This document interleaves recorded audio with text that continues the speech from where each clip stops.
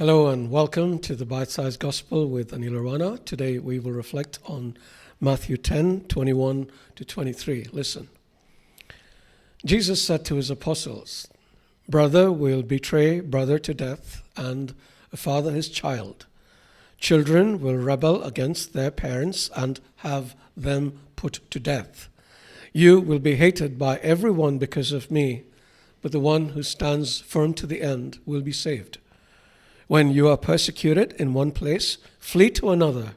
Truly, I tell you, you will not finish going through the towns of Israel before the Son of Man comes."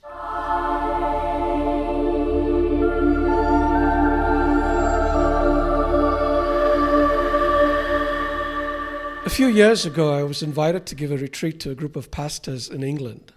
At the time, a lot of the laws currently in effect that offend faithful believers were not yet passed, but there were indications that they would be soon. I asked the pastors why none of them protested. The reply was that they would be put in jail if they did. I found that crazy on two levels. Whatever happened to the right of free speech that Western nations boasted about? But more importantly, since when were the people of God afraid of going to jail?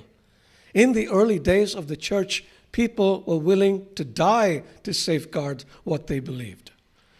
I was reminded of that incident in today's reading when Jesus told his disciples he was sending them out like sheep among wolves, warning them about what they could expect. They would be hauled before people in power. They would be flogged. They would be betrayed. They would be hated. They would be persecuted. At another time, Jesus told them, "If the world hates you, keep in mind that it hated me first.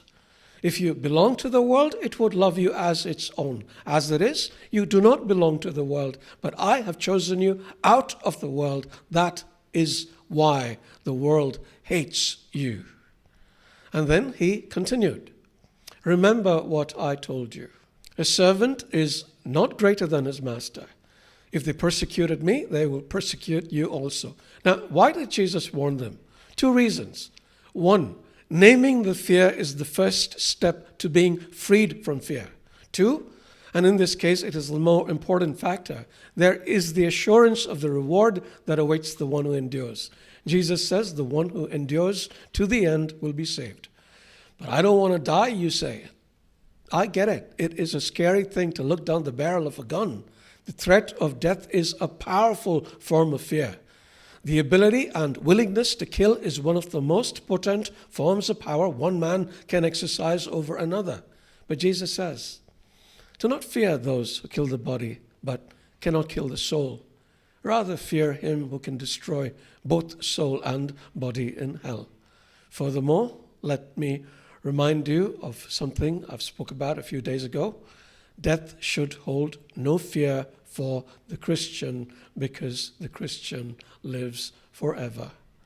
In the early years of the church, people understood this and therefore didn't fear death. In those days, accepting Jesus meant accepting death because Christians were put to death in the hundreds of thousands, very often in cruel ways. Yet that didn't stop people from becoming Christians. They went to their deaths willingly, and the faith spread, fertilized by the blood of these martyrs. But now we have become a complacent, fearful lot, so afraid to open our mouths. Let us not be afraid, dear friend. May the Spirit be with you.